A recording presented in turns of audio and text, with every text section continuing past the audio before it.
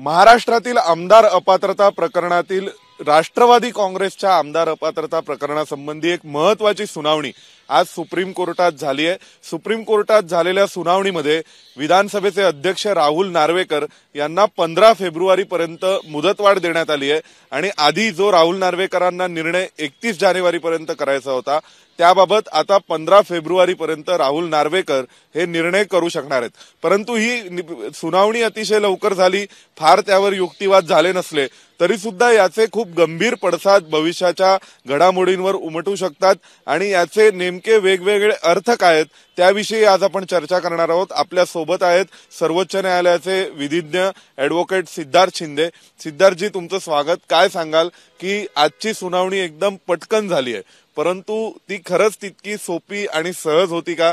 यामागचे अर्थ वेगवेगळे काय असू शकतात? सर्वसाधारण बाहेरून पाहताना असं वाटतंय की काय 15 फेब्रुवारीपर्यंत फक्त वेळच वाढवून मिळालाय, पण त्याचे वेगवेगळे इम्प्लिकेशन्स कसे होतील त्याबद्दल जरा सांगाल? ह्याच्यात बघा, सुप्रीम कोर्टाने दोन्ही निर्देश याचिका रिट पिटिशन दाखल केल्या गेल्या होत्या। सुनील प्रभूंनी उद्धव बाळासाहेब ठाकरे शिवसेनेच्या वतीने त्याच्यात कोर्टाने सांगितलं होतं 31 तारखेपर्यंत तुम्ही अपात्रतेबद्दल निर्णय द्या। त्याच्यात राहुल नार्वेकरांनी वेळ मागितली आणि 10 जानेवारीपर्यंत त्यांना वेळ दिली गेली। 10ला त्यांनी त्यांचा निकाल दिला। आता राष्ट्रवादी संबंधी त्यांना वेळ होता 31 जानेवारीपर्यंत। तर आज तुषार मेहता त्यांच्या वकिलांनी कोर्टाला सांगितलं की 31 जानेवारीला आम्ही सुनावणी पूर्ण करू, पण जजमेंट डिक्टेट करायला आम्हाला 3 आठवड्याचा म्हणजे 21 फेब्रुवारीपर्यंत वेळ देण्यात यावा। त्यात अभिषेक मनु सिंघवींचं म्हणणं होतं दुसऱ्या बाजूनी की यांना फार तर फार 1 आठवडा देण्यात यावा। तर कोर्टाने मधला रस्ता अवलंबला आणि त्यांना 15 फेब्रुवारीपर्यंत वेळ दिला। आता हे जरी आपल्याला वाटत असेल की काय 2 आठवडे वाढवून दिले आहेत, तुम्ही एक लक्षात घ्या, शिवसेनेसंबंधी जो राहुल नार्वेकरांनी निर्णय दिला त्याच्यात त्यांनी आधार इलेक्शन कमिशनचा घेतला होता। इलेक्शन कमिशननी पक्ष आणि चिन्ह हे एकनाथ शिंदेंना दिलं होतं, त्याचा आधार राहुल नार्वेकरांनी डिस्क्वालिफिकेशन संबंधी निर्णय देताना घेतला। राष्ट्रवादीचं प्रकरण हे इलेक्शन कमिशनमध्ये पक्ष आणि चिन्हासंबंधीचं प्रलंबित आहे। या आठवड्यात त्याचा निकाल येऊ शकतो। तर एखाद्या वेळेस जर 2 आठवडे त्यांना वेळ दिला गेला आहे, जर इलेक्शन कमिशननी एनसीपी संबंधीचा निर्णय जो काय तो देतील पक्ष आणि चिन्हासंबंधीचा, त्याचा आधार राहुल नार्वेकर आता घेऊ शकतील त्यांच्या 15 फेब्रुवारीच्या निर्णयामध्ये। म्हणजे तो काय कसा निर्णय द्यायचा त्याचा आधार, जसं शिवसेनेसंबंधी त्यांनी ईसीचा आधार घेतला होता तसंच आता त्यांना वेळ मिळाली आहे की राष्ट्रवादी संबंधी पण इलेक्शन कमिशन जो काय निर्णय घेईल त्याचा तो वापर त्यांच्या जजमेंटमध्ये करू शकतात। आता नक्कीच एक प्रश्न असा आहे की सर्वसाधारणपणे इलेक्शन कमिशनच्या निर्णयानंतर जर अध्यक्षांचा निर्णय आला तर त्यांना त्याचं रॅशनल आणि लॉजिक डिफाईन करताना सोपं जाते। त्यामुळे आता म्हणजे जो निर्णय राखून ठेवला इलेक्शन कमिशननी त्याला जवळपास 3-4 आठवडे झाले, अजूनपर्यंत जजमेंट एनसीपीच्या चिन्ह आणि नावाविषयी राष्ट्रवादीच्या जजमेंट आलेलं नाहीये इलेक्शन कमिशनकडून। तर 15 फेब्रुवारीपर्यंत तरी ते येईल असा आपण अपेक्षा धरू शकतो का आजच्या या डेव्हलपमेंट नंतर? बघा, शिवसेनेसंबंधी जेव्हा ईसी समोर सुनावणी झाली त्याच्यानंतर 8 ते 10 दिवसातच त्यांनी त्यांचा निकाल दिला एका टेक्निकल मुद्द्यावर की आमदार खासदार तुमची घटना तुम्ही सबमिट केली नव्हती, हे पदच तुमच्या पक्षात नव्हतं वगैरे। पण आता एनसीपी संबंधी तसं नाहीये। एनसीपी मध्ये सगळे त्यांचे डॉक्युमेंट्स पूर्ण झालेले आहेत। तर जरी 8 डिसेंबरला ही सुनावणी संपली आणि अशी अपेक्षा होती की एखाद्या महिन्याभरात हा निर्णय येईल, आता जवळजवळ 2 महिने होतील पुढच्या आठवड्यात, तो निर्णय आलेला नाहीये। त्यामुळे त्यांना ॲफिडेव्हिट्स बघून वगैरे हा निर्णय द्यावा लागेल आणि जो काही निर्णय आहे तो नक्कीच राहुल नार्वेकर त्याचा उपयोग करतीलच, कारण त्यांना एक दुजोरा मिळेल। इलेक्शन कमिशननी जसा शिवसेनेचा निर्णय दिला आणि त्याचा वापर नार्वेकरांनी केला, कोणत्याही बाजूच्या ह्यांनी तो निर्णय दिला ते आपल्याला तो वेगळा विषय आहे, पण ह्याच्यात पण ते रेफरन्स घेऊ शकतील, कारण पक्ष कोणाचा आहे हे ठरवण्याचा हक्क इलेक्शन कमिशनला आहे आणि तसंच राहुल नार्वेकरांना पण आहे। तर राहुल नार्वेकर पण इलेक्शन कमिशनचा आधार घेऊन ठरवू शकतील की पक्ष हा दादांचा आहे का साहेबांचा आहे।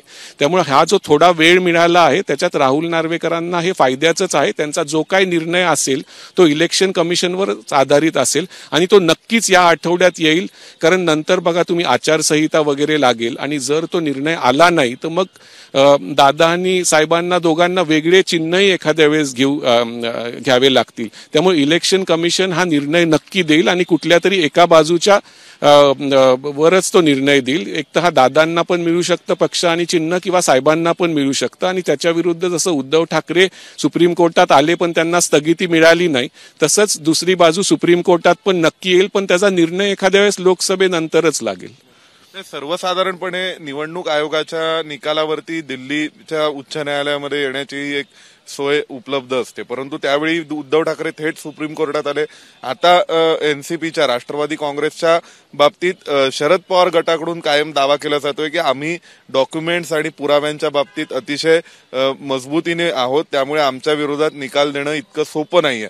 परंतु खरोखरच तरी सुद्धा निवडणूक आयोगाकडे अशी काही विंडो किंवा स्पेस आहे का? आणि स्वाभाविक ज्या आधारे सुप्रीम कोर्टाने डायरेक्शन्स दिले होते उद्धव ठाकरेंच्या केसमध्ये अध्यक्षांना, त्याच आधारावर अध्यक्षांकडे सुद्धा अशी कोणते मुद्दे आहेत की ज्या मुद्द्यांवर एकतर निकाल अजित पवारांच्या बाजूने जाऊ शकतो किंवा मग तो निकाल शरद पवारांच्या बाजूने येऊ शकतो, तर तो कोणत्या मुद्द्यांवर कोणत्या निकषांच्या आधारे होईल?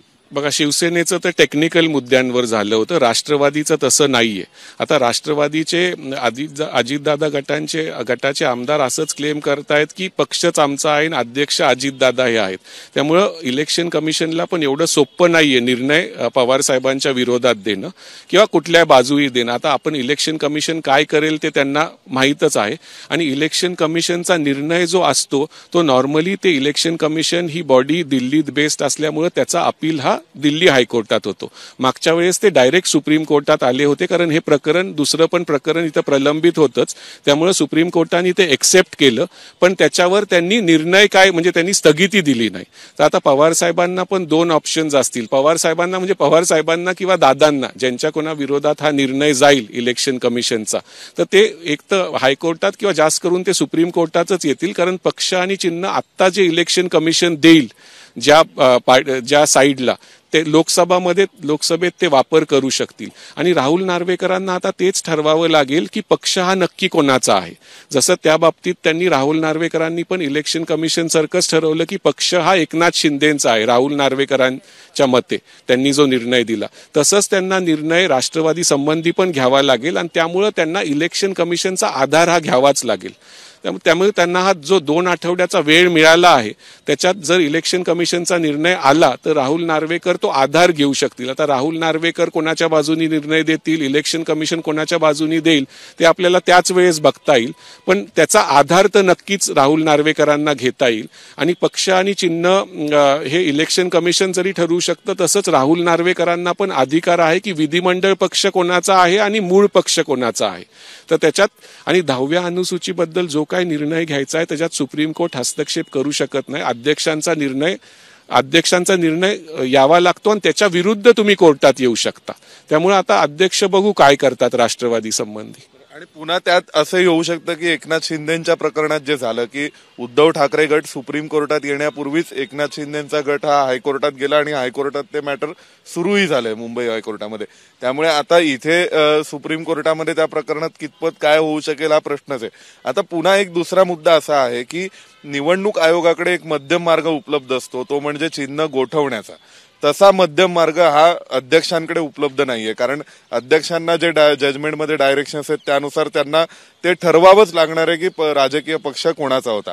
जर उद्या यदा कदाचित समजा राष्ट्रवादी काँग्रेस पक्षाबाबत चिन्ह आणि नाव गोठवण्याचा निर्णय झाला आणि अजित पवार गटाला आणि शरद पवार गटाला दोघांनाही सांगितलं की तुम्ही तुमचे पक्ष नोंदवा आणि त्यानंतर मग तुमच्या कामाला सुरुवात करा, नंतर मग आपण गोठवलेल्या चिन्हावर नंतर पुन्हा निर्णय करू, लोकसभा निवडणुकीनंतर करू किंवा लोकसभा निवडणुकी दरम्यान निवडणूक आयोगालाही भरपूर काम असणार आहे. तर मग अशी परिस्थिती उद्भवली तर मग काय होऊ शकेल विधानसभा अध्यक्षांच्या निकालावर त्याचा परिणाम? नाही, राहुल नार्वेकरांना मग ठरवावंच लागेल की एक तर कोणाचा आहे, किंवा राहुल नार्वेकर जसा आता शिवसेनेसंबंधी त्यांनी निर्णय दिला की कोणच अपात्र नाही, सगळेच पात्र आहेत, आणि ते असंही सांगू शकतात की माझ्या मते अजून मी डिसाईड करू शकत नाहीये की हा नक्की पक्ष आणि चिन्ह कोणाचा आहे, त्यामुळे मी कोणालाच अपात्र करत नाही, असाही निर्णय राहुल नार्वेकर देऊ शकतात किंवा ते एका बाजूनी निर्णय देऊ शकतात. त्यामुळे मला वाटतं इलेक्शन कमिशनचा जो निर्णय येईल तो खूप इम्पॉर्टंट आहे, आणि जो वेळ मिळाला आहे राहुल नार्वेकरांना त्याच्यात नक्की इलेक्शन कमिशनच्या निर्णयाचा वापर करतील. आणि जर इलेक्शन कमिशननी ठरवलं की पक्ष आणि चिन्ह हे गोठवायचं, म्हणजे ते दादांना किंवा साहेबांना कोणालाच द्यायचं नाही, मग राहुल नार्वेकर एक तर असा निर्णय घेऊ शकतात की मी ठरवू शकत नाही नाहीये अजून, कारण इलेक्शन कमिशनच अजून ठरवू शकलेली नाहीये. तर मी सगळ्यांनाच पात्र ठेवतोय, कोणच अपात्र नाही. किंवा मग त्यांना एका बाजूनी निर्णय द्यावा लागेल आणि मग त्यांचा निर्णय जसा आहे जो काय असेल तो तुम्ही कोर्टात चॅलेंज करू शकता, पण ह्याच्यात वेळेचा अभाव आहे. त्यामुळे वेळ जर ह्याच्यात हे झाली तर मग लोकसभा निवडणूक येते, विधानसभा येतं. त्यामुळे आता वेळेचं सगळं हे आहे आणि त्याच्यात लवकर निर्णय येणं हे अपेक्षित आहे. म्हणजे एकंदरीतच वेळेचा जो प्रश्न आहे तो राहुल नार्वेकरांसमोर आहे, कारण सुप्रीम कोर्टाने सांगितलंय निवडणूक आयोगाकडे वेळेचं कोणतंही बंधन नाहीये. पण शिंदेच्या बाबतीतही ज्यावेळी आपण असं म्हणतो की त्यांनी मध्यममार्गी निर्णय दिला असं म्हणत असलो तरी ते पुन्हा त्यांनी टेक्निकल मुद्द्यावर केलंय की गोगावलेंकडून निरोप हा उद्धव ठाकरेंच्या गटाच्या आमदारांना व्यवस्थित मिळाला होता असं आपण म्हणू शकणार नाही आणि त्या बेसिसवर त्यांनी उद्धव ठाकरेंच्या आमदारांना अपात्र करायला नकार दिलाय. त्या आधारे तसं राष्ट्रवादी काँग्रेसच्या बाबतीत राजकीय पक्ष कोणाचा याबाबतचा निर्णय हा खरोखरच मध्यम मार्ग म्हणून मी घेऊ शकणार नाही असं नार्वेकर म्हणू शकतील का? म्हणजे सुप्रीम कोर्टाच्या जजमेंटचा अर्थ लावताना तुम्हाला काय वाटतं? त्यामुळे मला वाटतंय की राहुल नार्वेकरांनी खूप चातुर्य वापरून हा वेळ मागून घेतलेला आहे, वाढवून घेतलेला आहे आणि त्यांना वाटतंय की त्याच्या आधी इलेक्शन कमिशनचा निर्णय येईल म्हणून, म्हणजे ते त्याचा आधार वापरू शकतील ज्यांच्या कोणाच्या बाजूनी त्यांना निर्णय द्यायचा आहे. त्यामुळे त्यांनी जरी सुनावणी ते संपवणार असले तरी ते निकाल देऊ शकत होते, पण त्यांनी वेळ वाढवून घेतला आहे कारण त्यांना आधार घ्यायचा आहे इलेक्शन कमिशनचा. आणि इलेक्शन कमिशननी जर निर्णय नाही दिला तर मग राहुल नार्वेकरांना 15 फेब्रुवारीपर्यंत त्यांचा निर्णय घ्यायचाच आहे. आता तो काय निर्णय घेतील ते राहुल नार्वेकरांनाच माहीत आहे, पण त्यांना खूप व्यवस्थित तो निर्णय घ्यावा लागेल, कारण त्यांनी जर निर्णय नीट घेतला नाही तर त्याच्यात स्थगिती पण मिळू शकते सुप्रीम कोर्टाकडून. दुसऱ्या ह्याच्यात उद्धव ठाकरेंना मिळाली नव्हती, पण राहुल नार्वेकरांनी जो निर्णय घेतील त्याच्यात ते डिस्क्वालिफिकेशन जर त्यांनी कोणाचं केलं कुठल्या एका बाजूचं आणि कारणं नीट दिले नाही तर कोर्ट त्याच्यावर स्थगिती पण आणू शकेल, त्यांना स्टे पण देऊ शकेल त्यांच्या निर्णयावर. त्यामुळे नार्वेकरांना जो निर्णय घ्यायचा आहे तो खूप अभ्यासपूर्ण निर्णय घ्यावा लागेल जो टिकेल कोर्टात, आणि जर तो कोर्टात टिकला नाही तर मग ते त्यांना कोर्ट ते ओव्हरटर्न करेल त्यांचा निर्णय. म्हणजे शिवसेनेच्या प्रकरणात एकदम लेंदी जजमेंट हे राहुल नार्वेकरांनी दिलं होतं, जसं काही एखाद्या कॉन्स्टिट्युशनल कोर्टाचंही जजमेंट इतक्या डिटेलमध्ये आणि इतक्या बारकाव्यांनी सगळ्या केस लॉजला कोट करून वगैरे त्यांनी दिलं होतं. तसंच निकालपत्राची अपेक्षा आपण राष्ट्रवादीच्या प्रकरणातही धरू शकतो. बघा, राष्ट्रवादीमध्ये त्यांनी 51 आमदारांचे 5 गट केलेले आहेत, त्यामुळे ह्याच्यात पण लेंदी जजमेंटच येईल आणि ते स्वतः वकील असल्यामुळे वगैरे ते काही लोकांना कन्सल्ट करून ती जे काही जजमेंट देतील, कारण कोणालाही वाटतं की आपलं जे जजमेंट आहे ते पुढे चॅलेंज होणार आहे आणि ते टिकलं पाहिजे. त्यामुळे ही लेंदी जजमेंटच असेल. आता ते काय कारण देतात ते आपल्याला बघावं लागेल, कारण प्रकरण जरी शिवसेनेसारखं सारखं वाटलं तर त्याच्यात वेगळे पैलू आहेत आणि डिफरन्स बरेच आहेत. त्यामुळे त्यांनी हे केलंय, थोडा वेळ लावतायत. ते त्यांना वाटतंय की इलेक्शन कमिशनचा निर्णय येईल आणि त्याचा आधार मी घेऊ शकेल. ते एकमेव कारण आहे ज्याच्यामुळे त्यांनी वेळ वाढवून मागितलेला आहे, तो कोर्टाने त्यांना दिला आहे.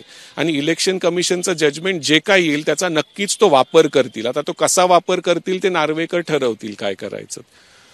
म्हणजे काहीच दिवसामध्ये आपल्याला या सगळ्या प्रश्नांची उत्तरं मिळणार आहेत की नेमकं राष्ट्रवादी काँग्रेसच्या प्रकरणात काय होणार, निकाल कसा येणार. आजची बातमी ही केवळ अध्यक्षांना 15 फेब्रुवारीपर्यंत वेळ वाढवून मिळाला इतकी साधी दिसत असली तरी या बातमीचे अनेक कंगोरे आहेत आणि ते कंगोरे समजून घेण्याचा प्रयत्न आपण सिद्धार्थ शिंदे यांच्यासह केलेला आहे. व्हिडिओ जर्नलिस्ट प्रवीण दीक्षितांसह सोमेश कोलगे, एबीपी माझा, नवी दिल्ली. एबीपी माझा, उघडा डोळे बघा नीट.